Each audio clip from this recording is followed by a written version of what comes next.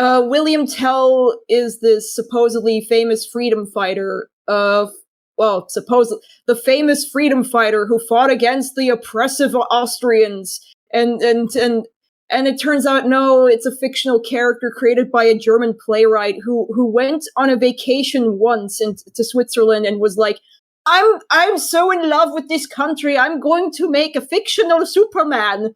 And Switzerland's reaction to it was like, this is a real character now. We're going to use it for tourism.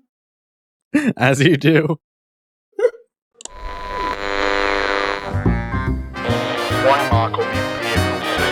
Comprised of warrior women.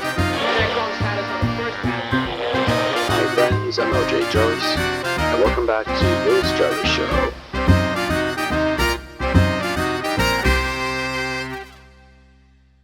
Before we start the show, let me thank you for clicking onto this video. If you'd like to see more videos like these, why not subscribe and hit the bell button so you'll never miss an episode. Now, on with the show. Greetings everyone, welcome back to On Air with Jarvis, the podcast of all things Warhammer and general stuff I find of interest. Joining us today is the animator and memester, Magnifigal. How's it going, ma'am? Doing pretty great so far. Hi everyone. Well, that's very good. That's very good to hear. I got a little funny story to tell, actually. So, very recently, I got my eyes checked out at an eye appointment, right? Or at the eye doctor. What am I thinking? And when they were scanning my eyes, one of them had to physically open my eyelids just so they could scan my eyes because I just kept blinking. Oh, yeah. Oh, yeah. Are you familiar then with the magnification? Bazinga.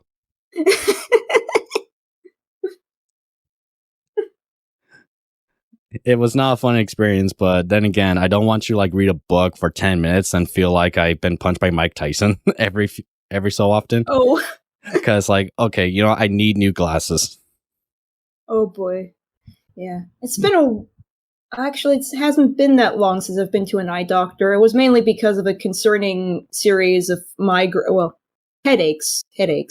And, the doctors mostly just told me that the eyes seem to be fine. All I need is either a pair of glasses for working when I'm on the tablet, when I'm working on the PC on animations or illustrations, or I try to find the blue light filter. And I realized that was on my computer all along. I just had to go to the settings and set night mode. Mm-hmm. Yeah. Besides reading those, mine is long distance reading too, trying to read a sign or trying to read off a menu. I like McDonald's or something. But then again, these glasses are more for this half is for long distance and for this half is for close distance. So it's not like I have to buy two different kinds of glasses because it's just more convenient having one that can do both jobs. Yeah. My dad has a similar setup where he has 2 pairs of glasses or even 3 pairs of glasses, depending on what working situation he is in and what distance of eyesight he needs. So. Mm-hmm. But as I do with every guest I bring onto the show, who may be Magnifigal, to those who may not know your work. For those who don't know me, I am an illustrator, an animator, and sometimes voice actor. In a few days, I will be either a full-time or a part-time student. It has not been made clear to me yet. I hope the university can clear up my anxieties, much like many other anxieties I have over university starting soon. Not to go into too much specifics in what field I'm in, I'm going into IT. It's a specific branch in IT. I don't really know that. So what exactly is that, IT? Information technology. Oh. So basically, coding, setting up websites, maintaining website security, all that good stuff. I think it's, to a certain degree, I guess, trying to acquire some more skills in life, and to also maybe get a more with the prospect of getting a stable job, I guess, so I can hold myself above water whilst doing the thing that I love doing, which is animating and illustrating. Yeah, that's actually really interesting. Yeah. And yeah, I can definitely understand anxiety because I'm prepping myself for my license exam because if you don't know, I'm actually in the automotive field. So I work on cars in a garage all day. So I'm prepping out for my exam and it's like, oh, I really want to try passing this time because I failed the last time. But hey, now I know. Now I know. And knowing is half the battle. G.I. Joe! American hero. I think the one thing of G.I. Joe that that trips me up is from the movie, where not only hopefully it's not too much of an off tangent, but there was like this scene where a guy, I think a drill sergeant, is of course drilling into one of the protagonists, is like, "You're gonna go into a bag, an itty ditty bitty bag." Is this the animated one or a live action one? The animated one. I have no knowledge of the live action. Yeah, I think I saw the live action movie on my birthday or something like that, and it's like that wasn't a good film. Oh, yeah. I was surprised that they still made sequels for this series. I guess maybe either it was popular enough to warrant a sequel, or secretly a tax write-off. Who knows? I think it made enough money just to make a sequel, but then again, people just didn't care like they did with Transformers. Exactly, yeah, because it was like that era of, let's remake a bunch of 80s nostalgia movies that everybody liked back in the day and bring them back into the big screen. And Disney took note of this and like, I can do that. Start remaking their films. Oh boy. That was yeah. And it's weird what Disney is doing. I'm very I am quite skeptical about what happened to this. What happened to this small animation studio now becomes this weird sort of behemoth. It's living too long to become the villain, almost. Yeah. Either die a hero or live long enough to become the enemy. And here's the thing too, it's like I enjoyed the first few live action films. Like I'll admit I watched Beauty and the Beast when it came out in theaters, like I won't lie. But then when Lion King was coming out, it's like, wait, now I see the problem. Now I see the problem. What's happening here? I think the moment it got too ridiculous for me was, I believe, Emma Stone's Cruella movie, where I feel Oh yeah, I have the feeling that Disney saw what Joker did and thought, hey, let's make Cruella into a girl boss version of Joker. What could possibly go wrong? Yeah, let's glorify more of the mentally unstable Joker, but make him into a girl boss. Yeah. Yeah. And people then are beginning to notice. But then also give her a tragic backstory where Dalmatians killed her mother. Wait, seriously? Did that happen? Yeah, that happens. It was like it was a widespread on every social media page. They showed the scene where the mother was trampled over by a horde of Dalmatians. What? And that's why she vowed revenge and wanted to make a code made out of puppies. Not because she was an insane not because she was so determined to have a coat made out of puppies, but because of tragic backstories. Oh God, that's ridiculous. I didn't know that. It's like that. Yeah. I suffered. Why shouldn't they? It's it spits in the face in a lot of tragic villain backstories. I feel like it becomes I feel there's been this huge discourse about sympathetic villain characters and how no, you should make the villains unsympathetic as possible. You need to make them as one-dimensional as possible. And then there's others like, no, you should make them as sympathetic as possible. And I'm like, just let people write what they want to write. Sometimes people can do it well, and sometimes, like Disney, they can do it poorly. It's less of the idea of it, and it's more of how you do it, if that makes sense. Yeah, the execution is important. It's presentation is key in Megamind. Yep, presentation is key. Oh no, it goes more of, oh yeah, well, what's the difference? Presentation. Oh, have you been... I just recently stumbled upon a very strange factoid surrounding Megamind. Apparently, it was through Megamind memes that people found out that Queen Elizabeth died. Wait, on that day when she died? Yeah, because it was kept secret for a bit, but then the Megamind meme community apparently unleashed it, did a bunch of memes where it's like, and there's no Queen of England meme, and that is the way they found out that the Queen died, apparently. Oh, internet. Yeah. Oh, internet. Yeah, it's like she died before I got my chance to go to England. It's like, oh, what? Yeah. I have only been to London, and I feel like, oh wait, no, I haven't just been to London.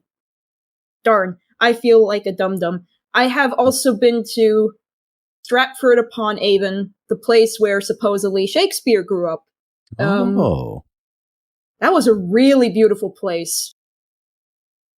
I feel like any place outside of London is obviously a lot more picturesque than London. It's nothing against London, but it's one of those big cities, obviously, and therefore very tourist trappy, very peopled, and probably not for individuals who want to see the more scenic side of England, I feel like. And yeah, definitely I can relate to that, because me and my dad, when we were in England, we took like trips outside of London, of course. And when you see in the countryside, it's like, wow, this is a sight. Seeing like cows and all. Okay, of course have that. Of course we have that here. But it's like, I like seeing the countryside road, driving by that kind of stuff. I like that. So have you, by any chance, stumbled upon the Highland calves or Highland cows? I really want to know. I really want to know. I'm sorry. Basically, these are these cows that have these bangs in front of their head. They're super fuzzy and usually ginger-haired, like orange-haired. I don't think so. No, I don't think so. Huh. Yeah, they're incredibly adorable. Is there like interesting tourist spots in Switzerland, like something maybe referencing to Frankenstein, because that's where the book was written? Oh yeah. So for clarification to the audience, I am not actually. I mean, despite my cheeseburger language, I am actually from Switzerland. Ich komme von der Schweiz. There's I didn't even know you were from Switzerland the first time I've heard you. Interesting story. So yeah, the whole family is technically from Switzerland, but we just traveled because the family has had a tendency to travel around a lot. And at some point, my dad and my mom, they did like an internship in America. After they had me, they decided to have me, and I just happened to be born at that time, and they were like, okay, let's go on a massive little round trip around America, and then we go back home. And me being the little thief that I was, I stole the language.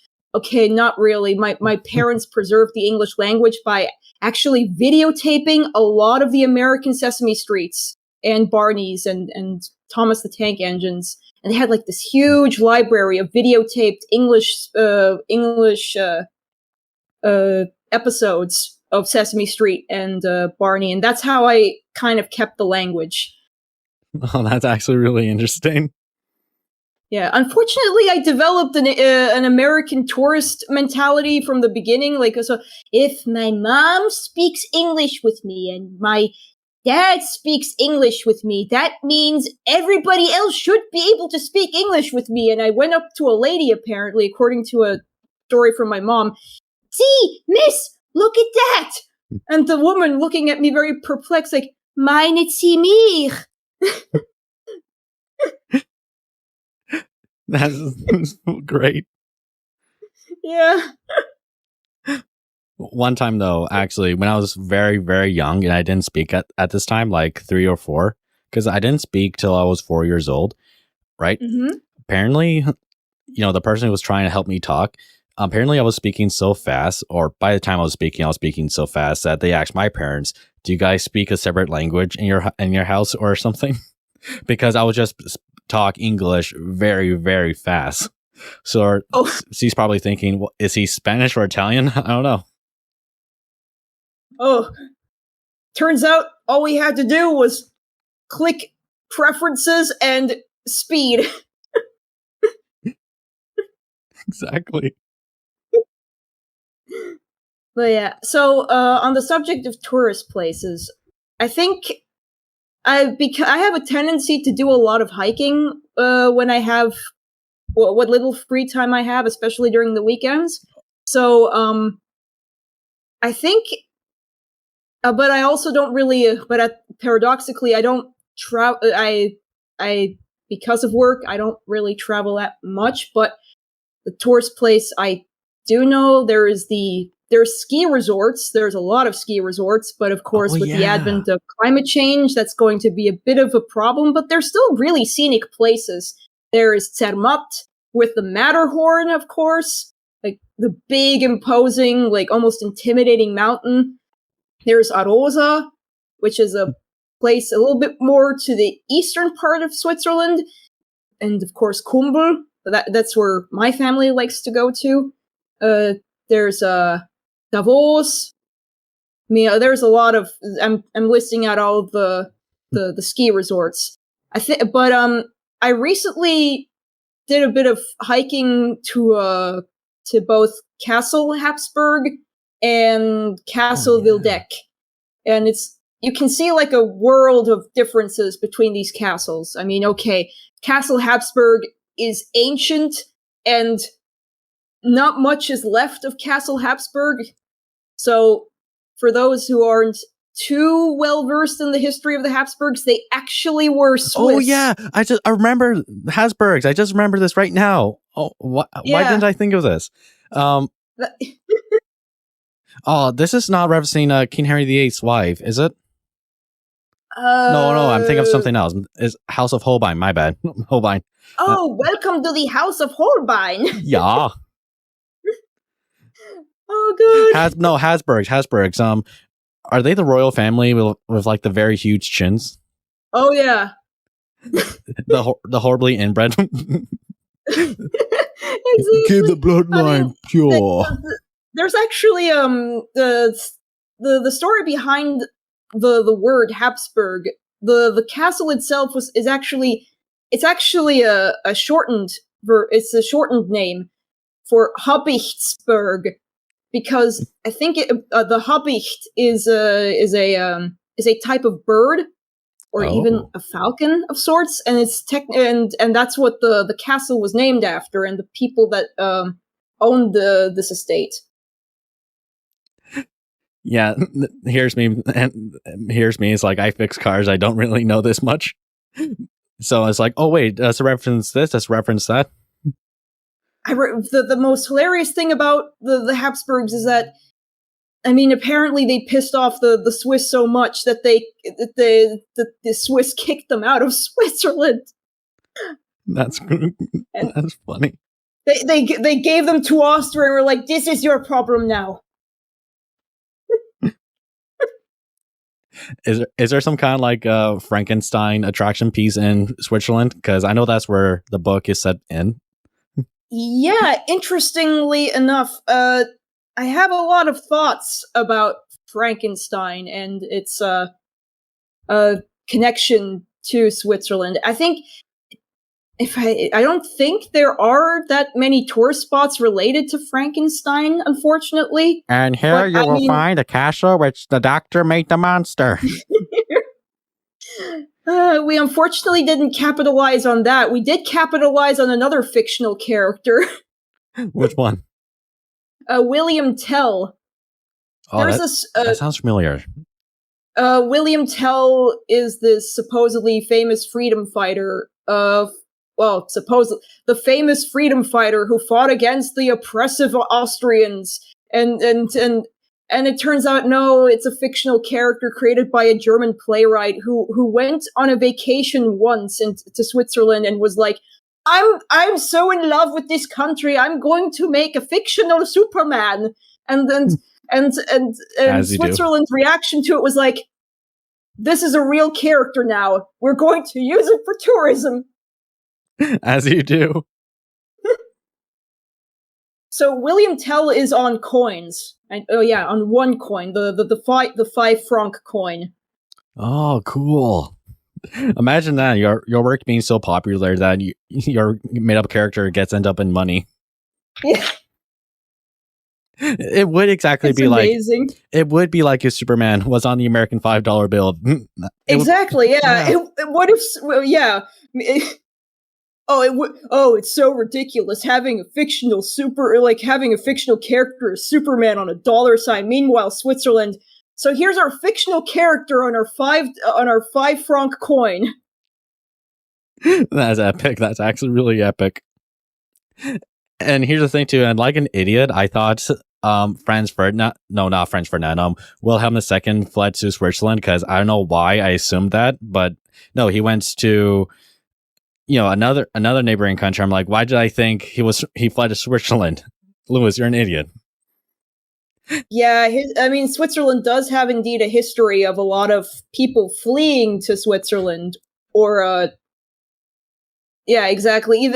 And so because of that, Switzerland, when it comes to religion, is a bit confused about itself because so many denominations of Christianity kind of fled to Switzerland.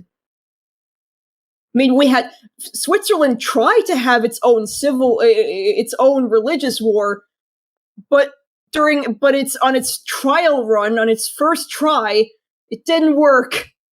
No? They had on the very first religious war, the Catholics and the Protestants, they came to the spot of the battle, to the place where they were supposed to fight each other, but they were tired from the marching, and we're like, let's take a break. They had milk soup together, realized this is silly, and went back home. That sounds like a Switzerland thing to happen. So, that doesn't mean that we didn't have a quote unquote successful religious war. On the second try, there was actual fighting going on, but it seems like in the grand scheme of things, the casualties were always very minimal and not as hyped up as it was back in the day. While meanwhile in England, it would be like, I heard this Catholic drinks blood inside a church. I say we start a war. That's my best English accent I can do. It sounds great. But yeah, it is interesting to see a British lady's perspective of Switzerland when we're coming back to Frankenstein. It's interesting. I guess it feels more like a set piece rather than actually looking into how Switzerland is. It's more because I guess. She did write this during a cram session with her writer friends in Geneva. Mm-hmm. And I remember how crazy it was, the crazy history behind this weekend, this trip they went to. I guess her husband then decided, hey, let's hang out with Lord Byron in Geneva. Because back then, Geneva was the California of Europe, because the only reason you want to go to Geneva in the 1800s is because drugs and alcohol is totally fine. As you do. Basically, just to hang out, party hard, maybe do some writing on the side. You mean we've always been party animals? And it's like, always has been. Yeah, always has been. Wait, we've always been party animals? Always has been. Or it's like, Apparently, you don't understand. You don't understand. People back then were people of art, of science, of seriousness. And it's like, no, let's go to Geneva and get high on crack. Crack and drink. I mean, what cracks me up the most, apparently there was an event, like during one night, they gathered around a campfire. They gathered around a makeshift campfire, and Lord Byron pulled out a guitar.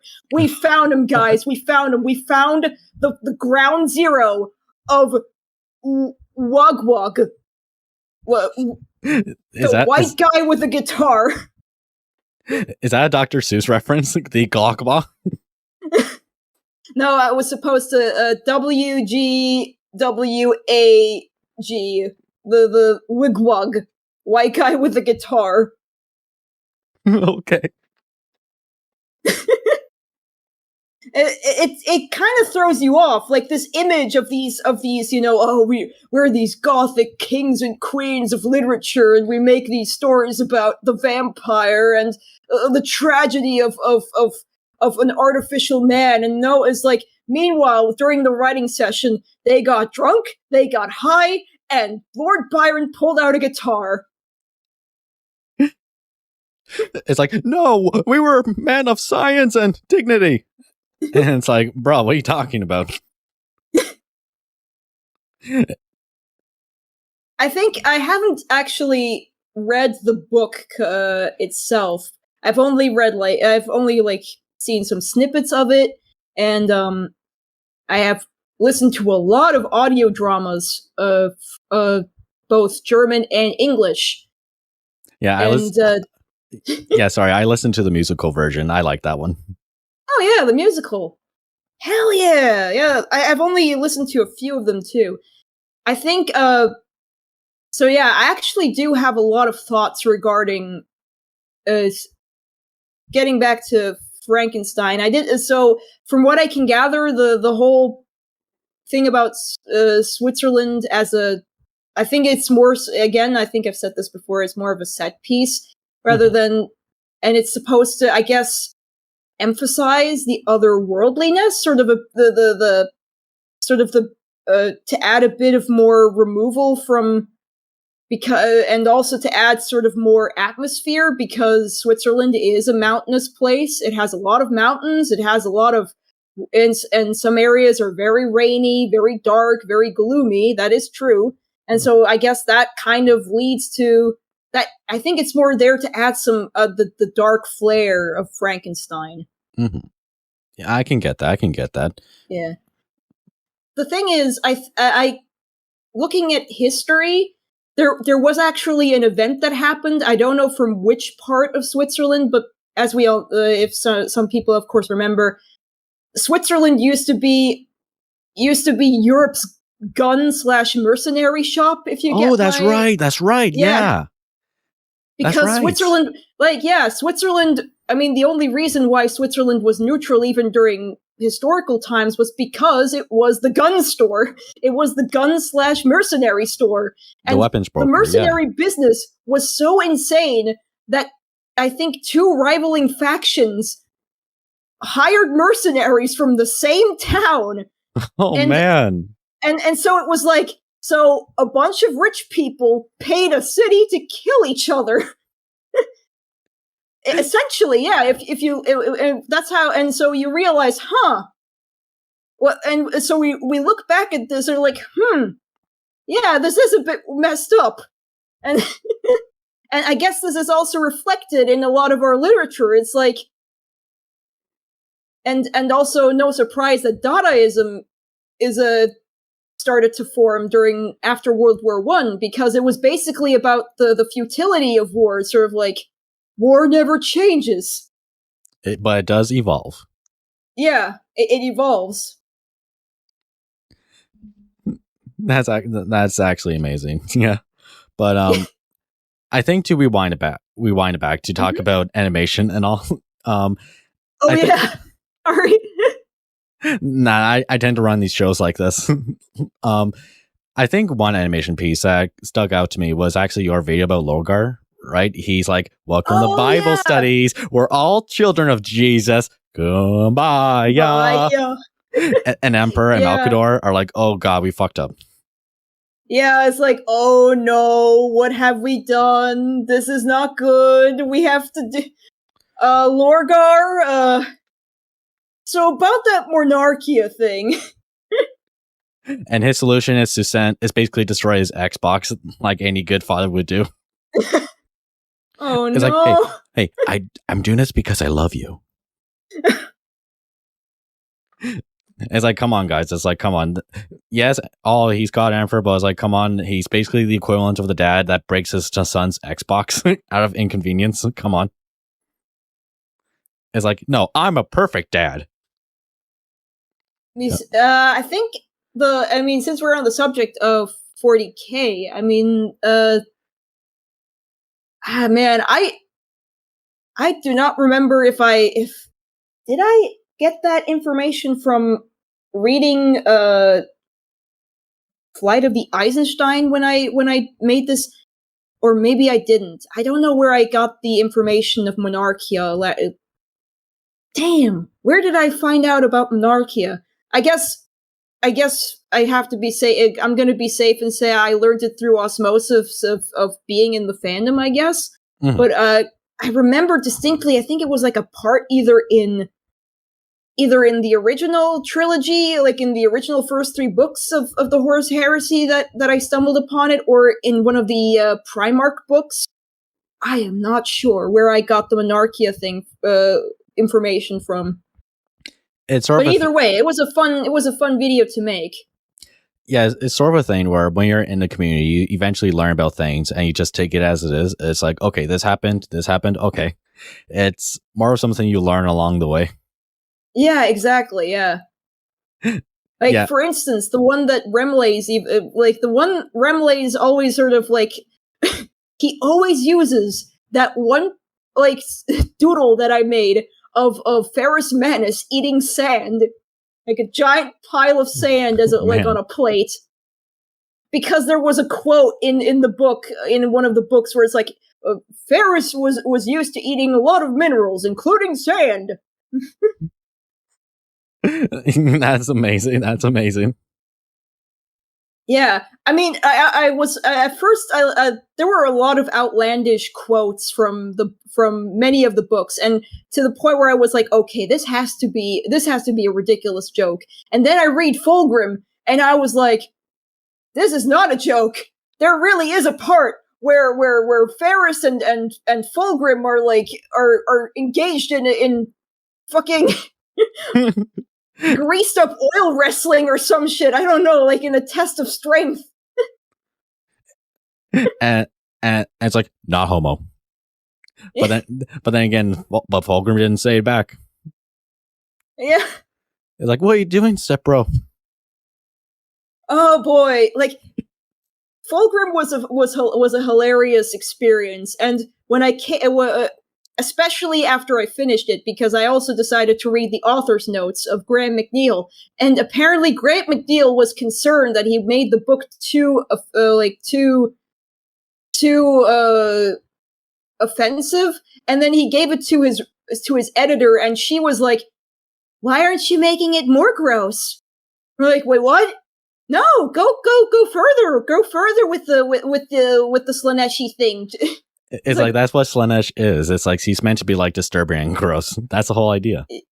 Yeah, and so I find maybe his editor secretly was Slaanesh and was like, "Why aren't you going further?" It's like have a scene where snake people are like piling up on each other, and ritual. Oh, what the fuck did I just do? There was also I am glad that Graham also showed the less pretty side of Slaanesh. A lot of people when they think of Slaanesh, they of course go, "Ah, yes, the horny demon," And Sees people, far more than that. It's like, yeah, sees. oh yeah, It's like people tend to only think of meme lore when it comes to stuff like Slaanesh, and it's like sees a lot more than just that, guys. Come on. oh yeah. I think there is a very cool part in Fulgrim where one of the characters is visiting his fellow artist friend, and he sees her completely disheveled and just a complete wreck. Yes, exactly. That's what yeah. happens. Because that is what happens when you are overindulging in your work, essentially. Yeah, obsessed with your stuff, trying to perfect it. Yeah, that's exactly the whole point of stuff like Emperor's Children. Exactly. And that is why, of course, and that's why Lucius is like that. At first, it starts as a love for fighting, but then he overindulges in fighting, and then it kind of twists into a love for pain, and that's why he relishes in sort of making, relishes in harming himself in that way. And we sort of see this with like the character, what's his name, Fabius Bile. We definitely see it with him too. Especially apparently Fabius isn't Slaanesh, despite being of the Slaanesh faction. Paradoxically, well, that's right. That's technically right. Yeah, and I have read the books of him. It's just from what I've observed though, is that he is obsessed with trying to perfect his work, like with his Glindhounds. His sort of pseudo space marines, right? He's obsessed with trying to perfect that. And like it or not, or for him, like it or not, maybe there's little tints of Slaanesh in him, because he is, like Slaanesh and like his Legion, obsessed with trying to perfect what he's good at, his art. If that makes sense to you. Oh yeah. Now I'm thinking, like, this is a shower thought that I've always had in my head the entire time. A Slaaneshi food blogger. Like, a what? They're going to go through hell and beyond just to get the perfect shot of that cake. There's something like that actually, and like the rain. Really? Yeah, in Slaanesh's realm, yeah, there's like this rain in which people just gorge themselves with food. Oh, okay. That's not, yeah, especially in AOS. In AOS 2, you see that with Slaanesh's demons and cults and all that. There's like people like horribly obese and mutated because they're been obsessed with food. Yeah, that's one of the things of Slaanesh and all of that obsession and addiction. And you get to see that with some of the models, and it's actually pretty interesting. Oh, that's cool. Yeah. I like that. Yeah, because it definitely fits Slaanesh, something like that. Definitely.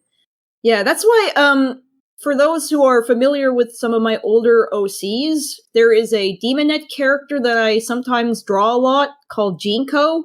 Oh yeah. Because she wears Jinko jeans. Okay. Yeah, that's how clever my naming conventions are. But the thing about her is that she basically compels people to dance until they drop. Essentially, it's similar, which is similar to what a demon does in an episode of Buffy the Vampire Slayer, where there's a musical episode, and but then you see like the negative sides of what the demon does to the victims, basically, where they dance until they spontaneously combust. Oh fuck! And yeah, that's actually epic. It's that metal. Metal. Though, this is something I'm curious about with us finally going on topic of Warhammer. This is something I'm curious about. What was your first exposure to Warhammer? Like, what was your vodka shot of it? That is probably one of the most infamous stories that I like telling a lot. I was very sort of vaguely aware of Warhammer because I saw it sometimes in the tabletop sections of toy stores and such, and saw some of the books, but I never really understood the concept of these books. I think it was like the Horus Heresy books. At some point, I was then almost introduced to a Dark Heresy campaign. And hold on to your horses. It was My Little Pony themed. Yeah, that's right. Yeah, there was that video about it. Yeah. Yeah, it was called Heresy is Magic. And magic is heresy. Yeah. Did you make your own pony, OC? I never got around to actually getting into the campaign. I never had the time for it, but the setup was really professionally done, I must say. You gotta give bronies that. They are very meticulous with their planning. Oh, bronies are either the worst or best part of the internet, but mostly the worst. Yeah, unfortunately. It really is sort of a very polarized. That's why it's very polarizing. Like, I'm not trying to shame people who just simply like this show, but it's more of, the obsessed side of it, where it's like, oh yeah, definitely. College humor made fun of them. Oh boy. My little brony. And it's like the doll. And it's like, and he comes with his own fan fiction. Oh boy. It's like, this is graphic. It's like, yeah, I'm in a relationship with Pinkie Pie. It's like, okay, dude, maybe go outside, get some fresh air. I think I remember some of the fan fictions that circulated around, and of course, the meme live journal things were like regarding Twilight Sparkle and all that zany stuff. Oh no! I mean, aside from Heresy is Magic, I was also aware of my stepbrother. My stepbrother was really into Dawn of War. I remember, and he also had like the orc. He had well, not just orcs. He had orcs and Astra Militarum, the guard. Mm-hmm. And I think they were like the metal, because when I held them, and now my biological brother has them. He has the minis. I remember, I think they were the metal models, the metal versions, because when I touched them, they had the cold touch. The touch of lead. Or, yeah. Yeah. My very first mini, I can actually say, when my first roommate was moving to his own apartment, he found some Warhammer minis, specifically Warhammer Fantasy, and decided, hey, Magni, wanna paint with me? And it was like, okay, sure, and you get to keep one of the minis. Okay. And it was a Dark Eldar Dreadspear. Oh. Yeah. And since then, I actually was trying to find them again. Like, not the mini itself. I actually know where the mini is, but the faction itself, the Dreadspears. Mm-hmm. And I sincerely hope they haven't gone out of stock yet, because because that is the only reason why I would like to collect them, because of the nostalgia attached to it. But like, that was my first mini, and I want to have this little guy have more buddies. Yeah, if there's something I can say, it's like the Dark Eldar. Yeah, they definitely do need like the model refresh that they like the craft rollers do when it comes to the tabletop side of things. Definitely. The 40K versions, right? Mm-hmm. Dark Eldar, yeah. Oh, I'm thinking Dark. You said Dark Elves. I'm thinking Dark Eldar. Yeah, my bad. Okay. The fantasy version of Dark Elves are a little bit less less on the Xenobite side of terrifying compared to the actual Dark Eldar from from 40K. Then again, do Dark Elves actually exist anymore in the tabletop side of things? Because fantasy's no longer here. It's coming back, yeah. but I don't think they're one of the main factions in it. Oh boy, that's or unless there's unless there's going to be an AOS version of Dark Elves. Yeah, I forgot about that. To a certain degree, they still kind of exist. Well, let me see. How is the faction called? Because in AOS, I think the faction that I would like to to collect would be Anvil Guard because of pirate elves. Yes. That's really cool. Yeah. Yeah, the pirate elf faction. Those are pretty interesting. I would like to see if there's actually also any lore behind that, because why would a bunch of elves suddenly start wearing eye patches and start going yar? There's something like that in 40K. They're called the I forgot their name, but there are literal Eldar pirates in 40K, and one of the Corsair princes, Corsairs, right? Yes, thank you. Yeah, the Corsair princes, yeah. Yeah, it's like, why wouldn't there be? Because one of my OCs used to be a Corsair prince. Yes. That's awesome. Before he became a Harlequin. As you do. But this is something I'm curious about on when we're talking about factions and all. If we're talking about 40K specifically, what would be your favorite faction in the setting? Oh, there's many to choose from, and not just like, I don't want to go for the obvious bullet answer, like, oh yeah, Harlequins because clown elves are cool. I mean, because there's many other factions that I find interesting too. I think I mean, there was I have to do a big think, because there's, I mean, usually the is going to, I mean, if I say, I mean, basically parts of the Imperium, like parts of the Inquisition, are deeply fascinating to me. Mm-hmm.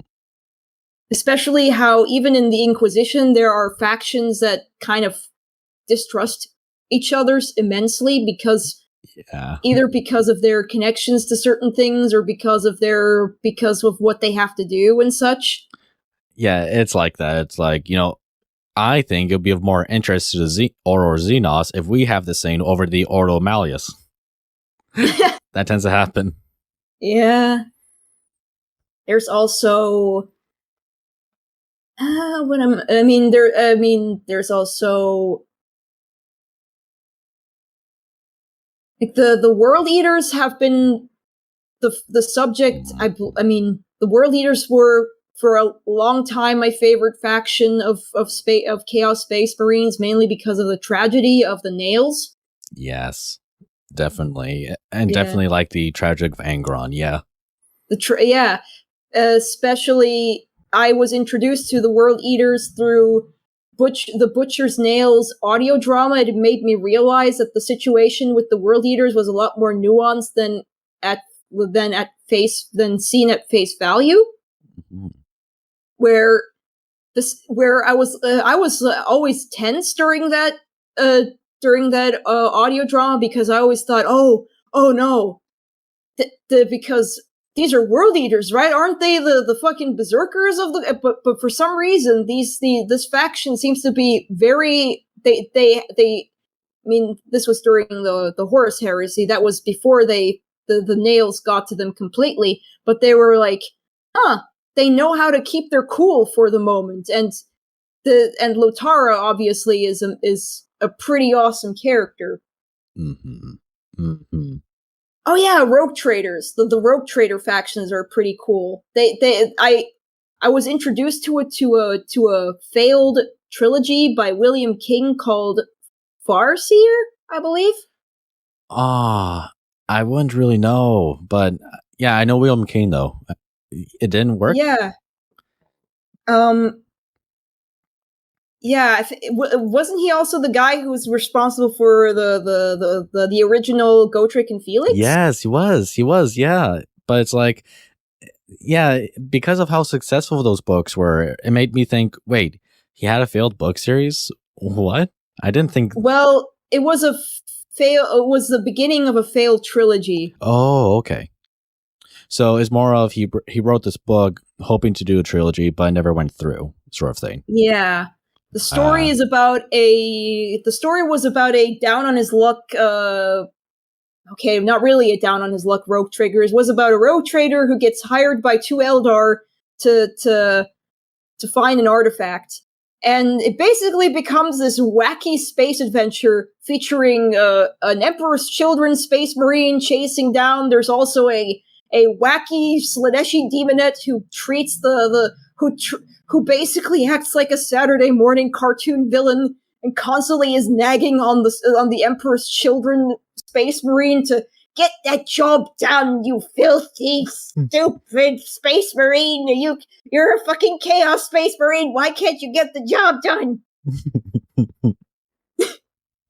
Oh, it sounds like a great book. I think I ought to read that sometime if I can get my hands on it. Yeah. I'm sad that I didn't keep that book because that one was really funny. Yeah, William King can really make some funny scenes, especially if you've read the Gotrek and Felix books. It's like, Gotrek can be a really funny character. Oh, yeah. The very first, I listened to these books on Audible. Mm-hmm. Accidentally gave an ad to Audible. But yeah, I listened to the Audible book versions of Gotrek and Felix, and there was this scene at the very beginning where there was a vampire attack, and the innkeeper was completely distraught. Meanwhile, fucking Gotrek is like, "Yeah, but is there any food and booze? Look, I know you're having an emotional moment, but we're hungry and thirsty." Yes, he's going off about how their son's been, or they think their son's been kidnapped, and he's like, "Get me some ale." It's like, to Gotrek's world at that moment is, I need food and drink. Or that one scene where there's a chaos wizard who is like, "You know me, Felix." Yes, and Felix is like, "I literally don't know you. We knew each other from the academy. Seriously, who are you?" But here's the thing: it's like, Felix actually did recognize the guy, though. It's like, wait, okay, I don't remember his name, but it's more like, wait, you're so and so, and he's like, "Don't call me that." Like, literally, it's the quiet classmate that Felix knew at the back of his classroom, and he just is more in disbelief that he's there. Now I'm like, "It's you?" It's more like, "You?" And it's like, "Yes, me." And it's like, that's epic, and I really did like that scene. It's hilarious. Yeah, William King is great. He really knows how to write fun scenes like that. Yeah, it's not Marvel quips. It's more of he actually knows how to make a funny scene. He knows how to. Yeah, he knows how to organically flow the quips into sincerity. Mm-hmm. Exactly. He actually has talents to write jokes. Exactly. And yeah, to rewind a bit, actually, there's something I actually remembered from your 2K special video, the one you were right? I actually was watching that video one time when I was like, it was my final year of college and all. And so I was watching the video, and at the end of the video, when you were like listing off 40K content creators, when my name was brought up, I was like, "Oh, holy shit." Yeah. I nearly had a stroke from that. It's like, oh no. It's like, "Hey, Dad, look, I'm in the big leagues now." Yeah. Here I am, Gary. Here I am. It's like, there's me. Me and the fedora and everything. Yeah. That was actually really awesome, though, and it did make my whole year. Oh, thank you. That's great. That's really great to hear. Mm-hmm. Holy shit. Because it was really cool, actually. Yeah, it was really cool. That's so sweet. Mm-hmm. I'm really happy that it really made your year. Or was it one of those things where it's like one of those random people you picked from a hat to finish the video? It's okay if it was. No, don't worry. But with that, actually, I think it's actually a good time to ask you some questions that people have asked of us, if you're interested. Oh yeah, of course. I saw some questions on X.com. It's Maz is going to be Twitter forever. Come on. Yeah, on Twitter, but I am very much ready to hear the people's questions. What do the people of the internet have to ask the great thinkers of the world? Bit of an ego for me, but moving on, I think. What are your views and headcanons on the non-official half-elves of this space drama? So I imagine he's talking about 40K, like our thoughts on the idea of half-eldars. Because especially considering I have a half-eldar OC that has been... Do not steal.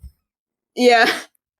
Oh yeah, the half-eldar OC, who is one of the 3 troop masters of my fan mask called the Black Mask, which is a black metal, death metal themed Harlequin troop.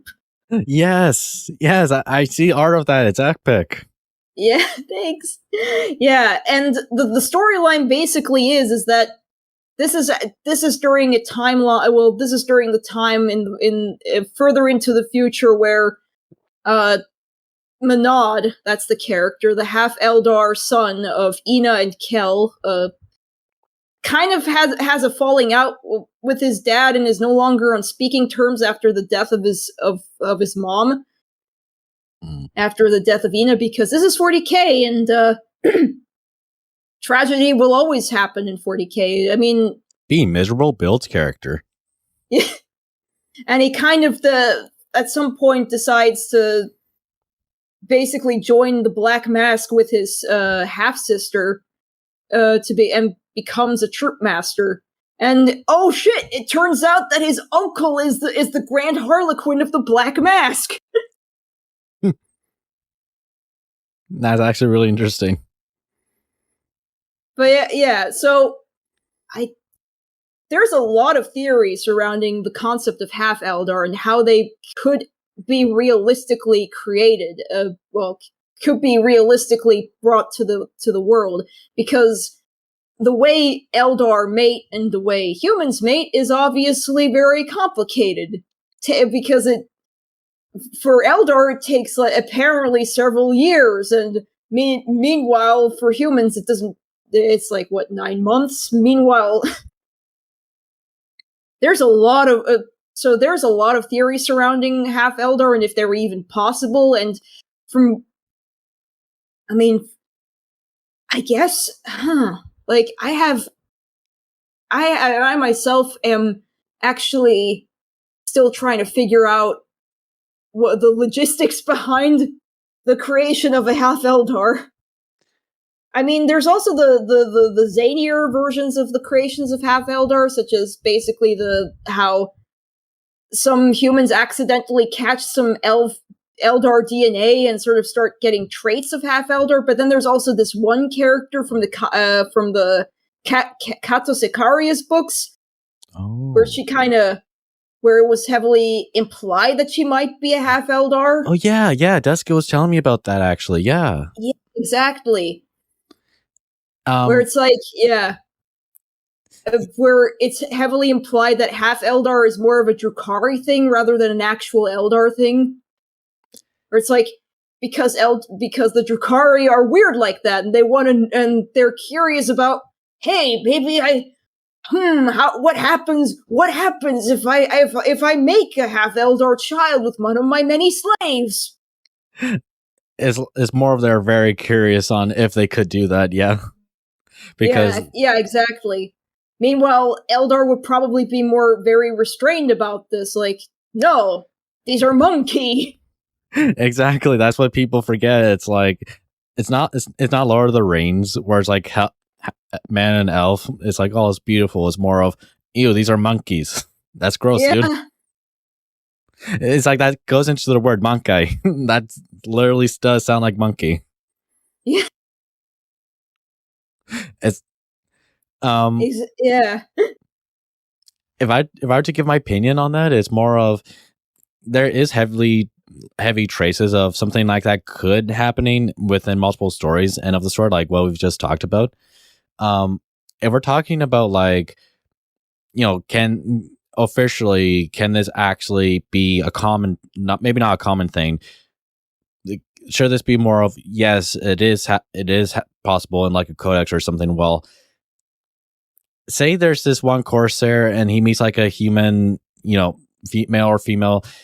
The possibility of there being a full-blooded, a true half man, half Eldar, well, maybe on a blue moon on Friday the 13th, and you won 4 lotteries in the row on the same day, then maybe there could be. But that tells you the likelihood. Yeah. But that tells you the likelihood of that actually happening. Yeah. And I don't even and with me saying the whole thing of blue moon Friday 13th, I don't think that actually does happen. But that tells you how rare that is. Yeah. Or the impossibility of it, yeah. But as for other questions that people have asked of us, actually, besides the Harlequins, which is your favorite Eldari subfaction? Oh, Eldari subfaction. Okay. What Eldari subfaction interests me as well? I guess there is one faction that I've unfortunately forgotten the name of. It's a group of Eldar that got stuck in a part of the warp for too long, and then they returned, and they're being like treated with distrust, and because with their weird ghostly voices that they talk, but that's mostly because of the spooky aspect of this faction. Then there's then there's of course the Exodite Dragon Knights, the ones that ride on dinosaurs. Oh yeah, the Exodites, yeah. Those also have models. That'd be epic to see. Yeah. Yeah, it's basically 40K's version of Wood Elves. That's basically it.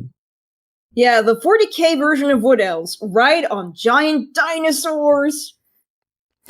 And considering that the Seraphon and AOS, like they, really make their very own cool looking version of dinosaurs that, it's very recognizable, but also alien enough to be its own thing. I would like to imagine what 40K could design their dinosaurs to be like, because I imagine it's going to be really cool looking. And even more so if we see like Eldar riding these things. It'd be cool. Oh yeah. I would say mine would be like Corsairs because of the idea alone of Eldar pirates. Oh yeah, definitely the Corsairs too. Yeah. Once again, I forgot. No problem.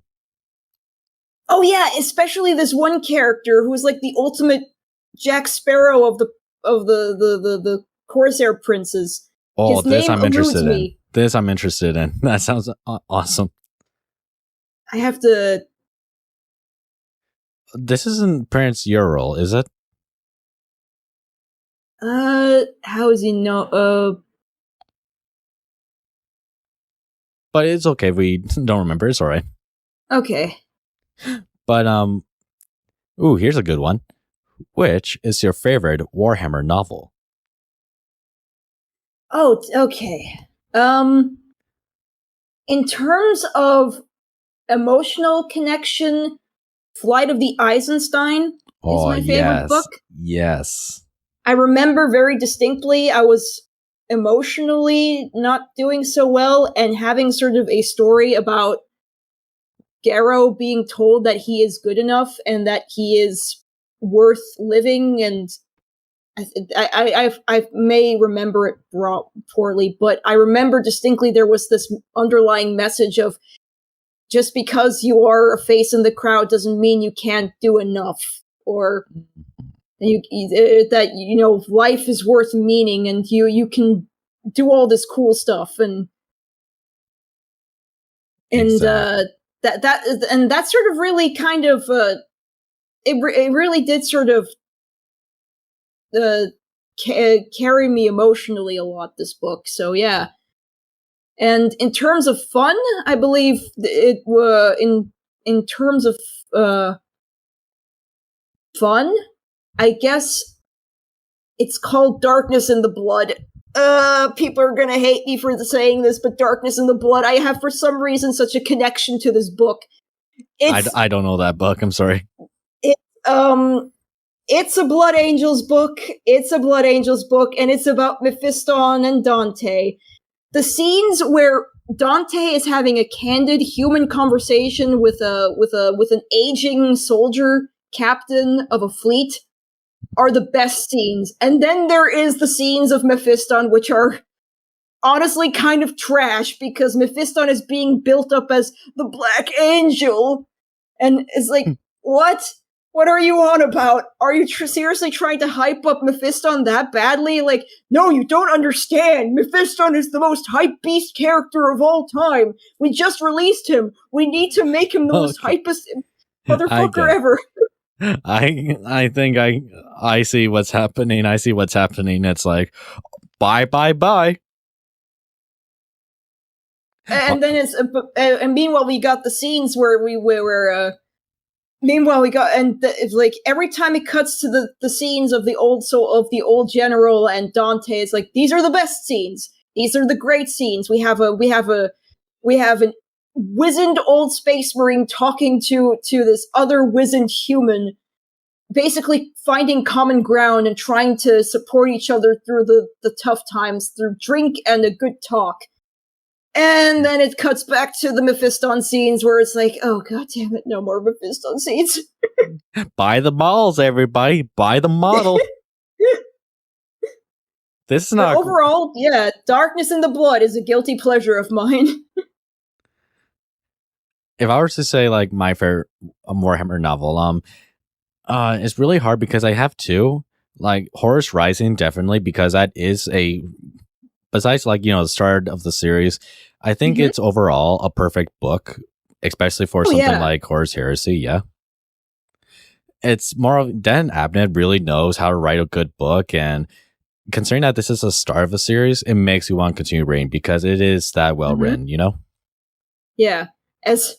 Oh dear, you mentioned if there's one trivia I know about Dan Abnett, is that he wrote a really weird Transformers comic. Oh yeah? Yeah. Like, I know he wrote comics, but what's this one specifically? This particular Transformers comic was supposed to be a crossover comic, and there's a scenario where there is a half human, half Cybertronian vampire woman. What? And I'm like, Dan Abnett, what is what is this? Dan Abnett, you wrote Eisenhorn, you wrote Horus Rising. Why are you in Transformers writing about vampire Transformers ladies? But it's more of half human, half Cybertronian. That's like, what kind of fan fiction is this? And also, oh god, he has a TF wiki page. He's in the Transformers wiki page. Oh man! And they show him with they give him the photo that they're showing is him, like, just with his eyes wide with a meme face. Like, he may be an Imperial Colonel Commissar, but captions still give him the willies. Oh man! But on a subject of vampires, actually, this is a good segue to this question. Vampires or werewolves? Oh, okay. Can I get something off my chest first? Oh yeah. Right. I think Twilight has ruined vampires for so long for a time. This is something I've been holding up for so long. I think something like vampires and werewolves, because of something like Twilight, made it really difficult to take them seriously for a while. But oh, definitely, definitely. Yeah. I think, like, I get that these are basically high school novelas, or no, what's that Spanish series called? Noveletes, whatever. It's like, oh, why won't you love me, Edward? Oh, telenovelas. Telenovelas, yeah, thank you.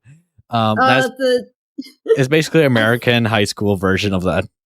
Yeah, I mean, as on the one hand, yeah, these they. I mean, I actually would go so. I mean, I don't want to diss Anne Rice completely, but she kind of like Anne Rice. Interview with the Vampire. She was technically the genesis of the whole broody vampires are actually tragic heroes kind of thing. She kind of jump started it, and Twilight really is just the aftermath of what Anne Rice put out in the world, basically.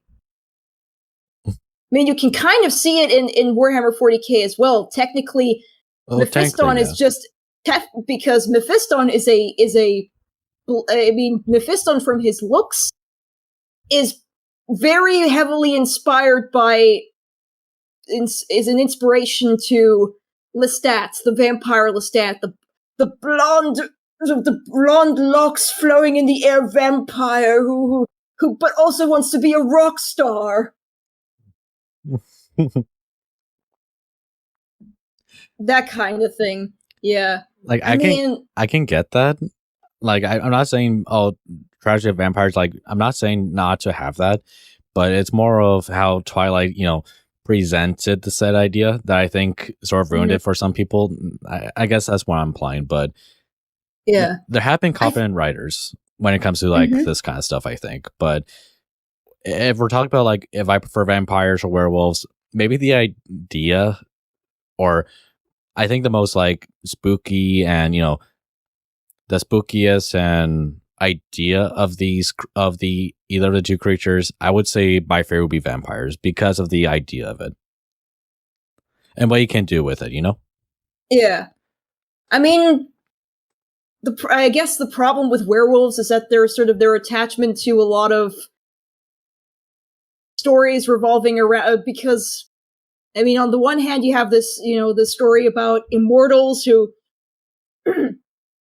look human but aren't really human, and now live amongst and are forced to kind of live amongst humans and such.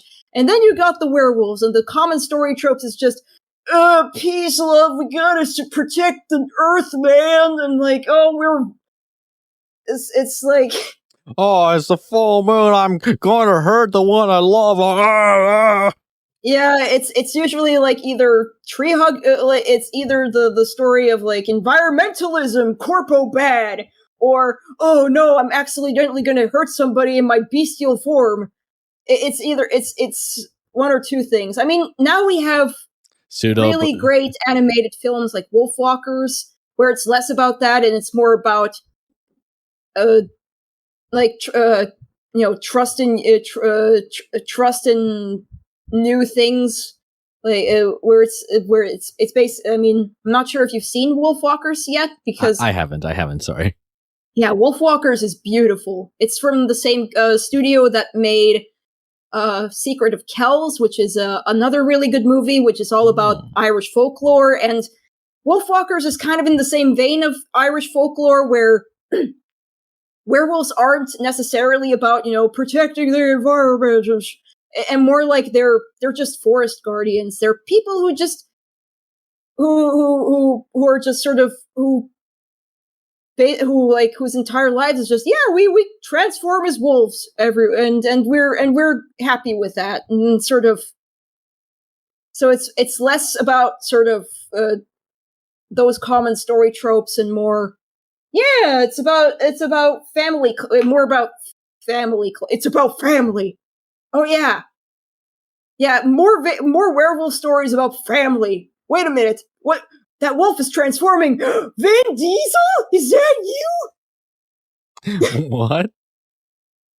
Yes! Oh, I get the joke now. It's like, gotta protect the family. That's my best Vin Diesel I can do. We'll protect the family.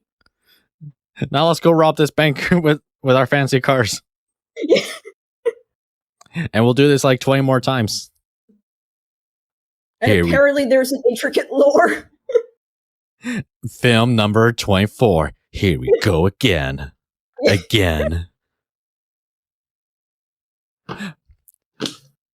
But Honestly, though, if it comes to like something like werewolves, I guess of how I were to write them is more of just make them a monster.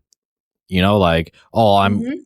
I'm a creature of the wild and I want to hurt people, or they don't have control who they hurt. So make like a tragic. Oh, I'm a werewolf and I want to destroy things. That sort of thing, like borderline monster. That's basically how I would write a werewolf or something like that. But then again, it's like you have more material with vampires, you know? Yeah. I think World of Darkness has a pretty fascinating concept of the werewolves, where you have the aspect of fighting against corpos and actual cults, like that run certain companies to brainwash people into doing horrible things, and basically it's not just humans turning into werewolves, but werewolves turning into humans, and all of a sudden, like you have wolves that used to be wolves, but then all of a sudden they're like, oh god, I'm a human being. Oh no, I see the sun. I see the sun. Now my back hurts. Oh, I can't see well.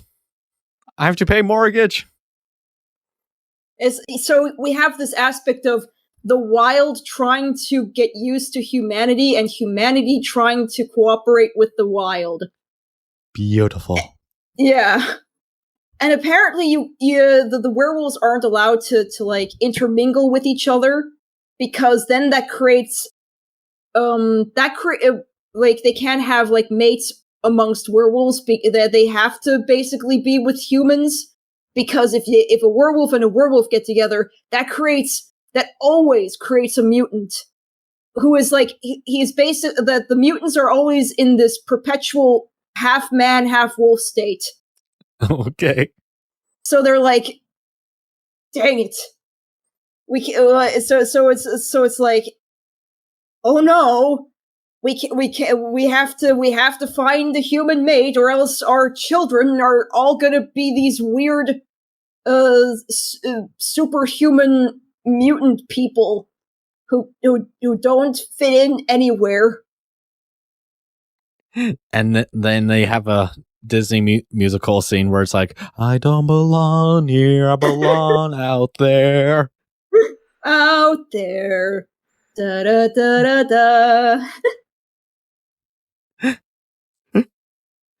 You know, I'm actually curious about that. You know how in certain times of year you can actually see the moon in broad daylight because the angles and all. Mm-hmm. Right. So if a person who's like cursed with like werewolf powers were to see that, do they turn into a werewolf in day? Because I imagine that'd be a good scenario to write. Oh, a werewolf suffering from jet lag. Or back problems, yeah. It's like, well, hey, it's half man, half wolf. The wolf has to have human problems now. Yeah. It's like, oh, I can't eat raw meat. Nope, you gotta get used to eating cooked meat. No! But, you know, with that, actually, I think we've reached the end of the show. Is there something you'd like to say before we call it in? Oh, so far, I'm just, I hope y'all enjoyed it. Yeah, and thank you so much for coming on to the show. I had a lot of fun.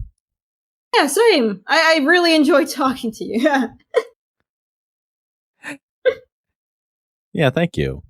And with that, thank you all for watching. And I'll see you all again next time with a brand new video. Have a good day, everyone.